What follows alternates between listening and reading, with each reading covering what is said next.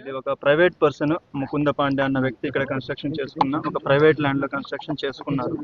ఈ రోజు ఏకాదశి సందర్భంగా ఇక్కడ క్రౌడ్ రావడం జరిగింది దర్శనాల కోసం. మనకున్న ఇన్ఫర్మేషన్ ప్రకారం మార్నింగ్ 3000 to 4000 ఇక్కడ వచ్చారు.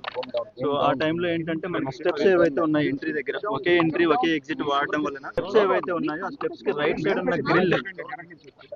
సైడ్ ఉన్న గ్రిల్ ఐరన్ గ్రిల్ ఏదైతే ఉందో రైలింగ్ ఏదైతే ఉందో ఆ కన్స్ట్రక్షన్ వీక్ ఉండడం వల్ల అది కొలాప్స్ అయిపోయింది. ఒకసారిగా అది కొలాప్స్ అవడంతో అక్కడ ఉన్న క్రౌడ్ 7 feet హైట్ నుంచి కిందకి పడిపోయారు. ఒకరి మీద ఒకరు కింద పడిపోవడం వల్ల ఇన్సిడెంట్ జరిగింది కంప్లీట్ గా.